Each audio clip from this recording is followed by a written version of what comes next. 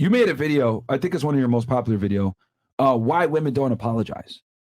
Can you talk about that a little bit? I mean, I think one of the things here on this side of the internet, we always say, women want the power of a man and the responsibility, but they want the accountability of a child, blah, blah, blah. Women have a tough time taking accountability, all this other stuff.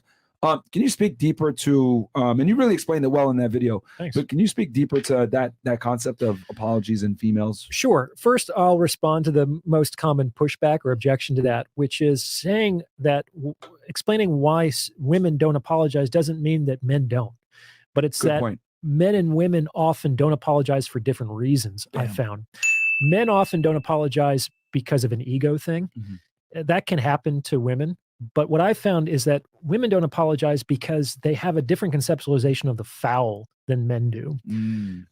With respect to men, we think that the behavior is what requires the apology. You stepped out of bounds. You did something, and I would like you to acknowledge that you did that bad thing, apologize for that, and change your behavior moving forward. Because that, of course, is the only real apology, is changed behavior. Yeah, true. But what I found is that a lot of women treat the foul as the pain or the anger or the emotional reaction in the man as a response to her behavior. Gotcha. The problem is not so much what she did. The problem is that I'm angry about it. And within that conceptualization, she might not have to solve the problem, she might not have to change her behavior. She just might have to get me to feel differently.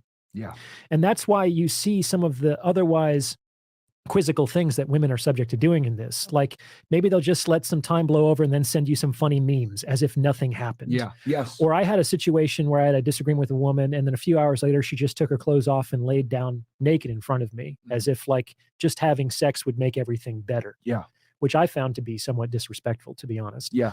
And it didn't happen that night. Rightfully so, but most men would not take that appropriately. They would be like, "Oh yeah, I'm gonna get sex." Like, yeah, I guess you did it the right way, but most other guys would just accept that. It just felt so like, what kind of man would I be to surrender the principle of what happened for some momentary pleasure? That doesn't make any sense to me. As Top Boss Soul Matt would say, "Dick is a gift." Yeah. You guys are full of quotes. So that's why some women don't apologize, is because they see the foul in the emotional reaction in the man as opposed to her own behavior. She obviously doesn't think she did anything wrong. That's why she did it. Yeah. I mean, she probably felt like it was in her rights, and it's just Let me ask you this. I had a problem with it. Go ahead. Would you say this is why it's so important, where when you're correcting a woman or enforcing a boundary, etc., you do it in a calm, cool, collected fashion, so you minimize, because what you're saying here is actually very profound. I want the audience to really understand this, that men have an issue with the behavior, right? That's why they want the apology and they want it to be corrected. Women have an issue with how they made you feel from the behavior, but they discount the behavior. And I think if you're able to respond to her behavior that pissed you off or you didn't like in a calm, cool, and collected manner, she can't see an emotional response from you. And therefore, that only leaves one thing, which is the glaring problem. It was your fucking behavior, not my reaction. Correct. Now, there's some rational basis for this. Like we have this phrase, no harm, no foul. So it could be that maybe I did step out of bounds in our relationship. But if you say, hey, no problem, man, it's like, okay, I guess we're just going to carry on some level. Yeah. You see what I'm saying? So it's not completely irrational where women might be coming from. But absolutely, there's two reasons why it's important to keep your calm about that. Yeah. First of all, is if your emotional tone is too angry, then she might get triggered, and then she only hears that, and she's not going to take in what you say. Yeah. And that's true for anybody, man or woman, who gets emotionally triggered. They're no longer susceptible to logic and reason, so you can't actually have a mature conversation with them. Yeah. So you have to take care of your tone so that they don't become emotionally like confused in that moment, panicked. Yep. But yeah, if a person is flailing, they're going to find some other way to squirm out of it. Yeah. And it could be that you're raising your voice against me right now. Yeah. And so that's just a distraction tactic. And it's very easy to move to the side if you understand it and you can keep your cool in that moment. That's avoiding accountability. Yeah. Yep. Yep. So so that's why it's got to be a measure. I mean, I hate to say it, man, but you got to talk to them like children almost. It's like, hey, you know, we're in a relationship. Maybe you love her or whatever. You give something positive up front. And then you tell her, look, I didn't like XYZ. I'm not angry about it. I'm just disappointed in you. This behavior will not be tolerated again, etc. And you kind of go about it. But you have to be, but if you like, oh, no, and you be emotional, you're basically letting her know that both of you are equal and you're going to go ahead and play her game. And that's not what you want to do. So masculine and feminine communication is very different. Yeah. So let's say that for whatever reason, we had some sort of like beef. Yeah. And we're going to come together and talk about it. Yeah. This happens between men. What we're probably going to do is be as cool, of course, and calm, because we both know what could happen if things get disrespectful and things get out of hand. Yeah. So we're probably going to take as much emotion out of our voices as possible. Absolutely. We're going to talk slower. We're going to talk calm. Okay. Here's the thing about that. When you're talking, and this is where guys screw this up all the time when they have to have sometimes necessary or difficult conversations with their women.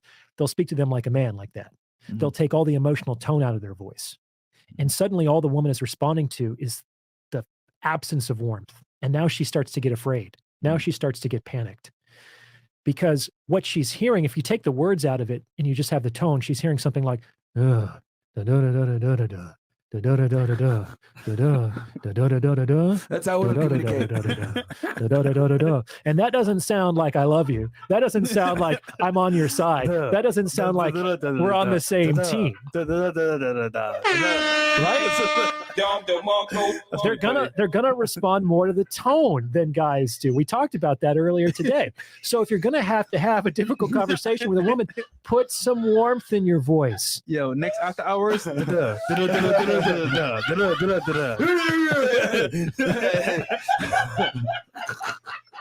a question. That's pretty good.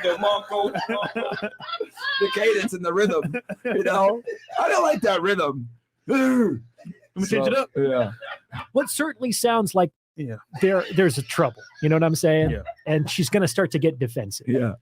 What I've noticed is you can say almost anything to a woman if you have a smile on your face and warmth in your voice. Yeah, it's true. Yeah, it's true. It's how you say it. So yeah, you have to be calm and collective at the same time. Yes, I really like that you brought that up. Like you lead in, you got to kind of softly let them down. Hey, I love you, etc. That's why I'm having this difficult conversation with you. I wouldn't even use the word difficult. That's already priming. I wouldn't say. I meant for the audience. I wouldn't say difficult, but like that's why I'm telling you this, right? I love you, and that's why I want to tell you this. Boom, and then you tell her what it is, and then she's going to be more likely to be like, "Damn, I don't want to lose his approval. He had me at this light, and I lost a little bit of whatever." Or what I like to say to girls all the time is like, "I really didn't think you were that type of girl." Well, what hurt more when you were a kid? Was it potentially getting slapped, or when your mom said, "I'm just disappointed in you, Myron"? Yeah. Sucks. The latter, yeah. And she's like, it's so bad that she's not even getting angry. Yeah. It's like, oh, that means that I did something really bad. And I think the other thing too is that like people have this natural need to be held in high esteem by their peers. And when someone says, "I'm disappointed in you," or "Wow, like I really didn't think you were that type of person," blah, blah, blah. Like what your disappointment and what you're basically also inadvertently telling them is that like, you've lost respect in my eyes. Potentially. Right? So I think that's also important too. But to that end, people tend to be obedient, especially children. It's like if you tell a child that he's smart and handsome, he's going to grow up believing that, whether it's true or not. Yeah. If you tell a child more negative things, they might believe that too. Yeah. So people actually are more likely to try to live up to your expectations than the opposite. So have positive expectations for the women. Mm-hmm. Expect them to be loyal. Don't necessarily trust until it's valid to do so, but like expect to see in her behavior the things that you want to see there until she proves otherwise. Yeah. That's fair. Okay. No, I like it. That's what we say. Less professional. Assume every girl's a hoe unless she proves otherwise. And then it's on her. The burden of performance is on her to prove that she's not like every other girl. Because women use that same thing. Like, hey, like, because the difference between them is that like they're kind of doing it up front, right? Through like they want to disqualify you from the very beginning. Women want to disqualify you from the very beginning. And the more you talk about yourself, the more you talk. Oh, I don't like that. Yeah. He's a Trump supporter. I don't like that. Yeah. Just I think that's why going back to being, because someone asked earlier, like, do women really want honesty?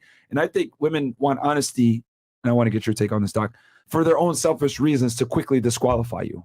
Not necessarily to build upon your honesty, but rather they want your honesty to disqualify you from something that might not necessarily align with their sexual strategy at that moment in time.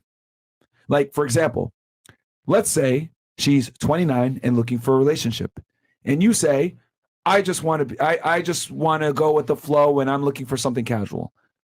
Well, now you've objectively disclosed to her that your goal doesn't align with hers, and her goal, unfortunately, is time sensitive. So she will quickly disqualify you. But maybe 10 years prior, at 20 years old, you had given her that information. Well, at the time, I'm just looking for a good time, etc. She might be looking for that as well. Your goals align, she'll get with you. So yeah, I have this line that if you punish the truth, you're asking to be lied to. Bam! Right? That's one of my favorite ones. So how many times Can you say that one more time for the people? If you punish the truth, you're asking to be lied to. Bam. And how many times is that guy going to say up front, yeah, I'm just looking to smash. Yeah, I just want something casual.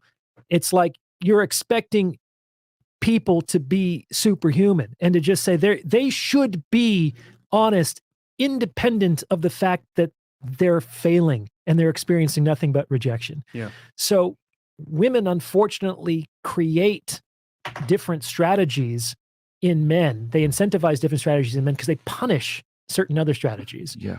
And so men learn, it's like, man, I have a tough choice here. I can be totally honest and transparent and be alone, or I can find other ways of navigating this test and get laid and potentially get a relationship. Yeah. And the only exception to the rule where I've seen brutal honesty actually work with women is you gotta be a higher status guy. Yeah. Sorry. There's no way around it. Like, there's no way that you'll be able to be honest about what you really want to do, whether it's being polygamous or wanting multiple women, etc., and be able to do it peacefully, right? Without a woman being all over you and shit like that, unless you're a higher status guy. You have to have more power. Yeah, absolutely. Like, and it's got to be an overwhelming amount of power from her. Like, you got to be, significantly higher on the total pole than her by 3 to 4 points for her to accept it. Like, if you look at we had a very deep discussion about this with Dan Bilzerian.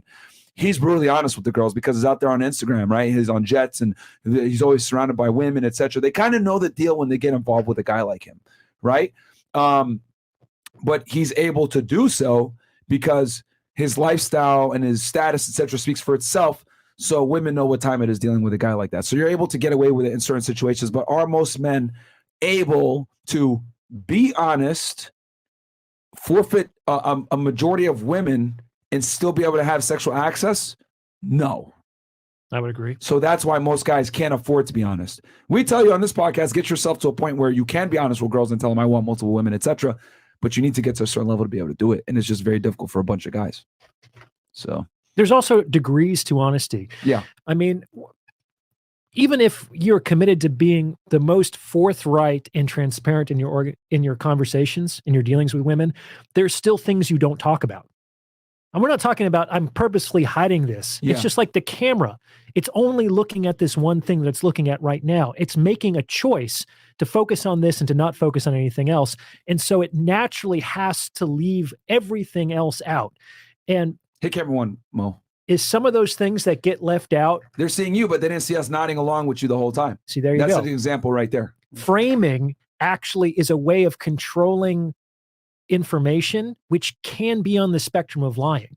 It's like you see this on the news all the time. When the storm hits, they'll look at the 3 houses that got knocked over and not at all of the houses that are still standing. And so people are left with this mostly incorrect view of the devastation that happened. Mm-hmm. You see, the framing creates misconceptions. Yeah. So even if you are totally committed to transparency and honesty, you might run the risk of leading people on or making misunderstandings. Yeah. Yeah. I think transparency is a double-edged sword. Absolutely. You still have to have an allure of mystery.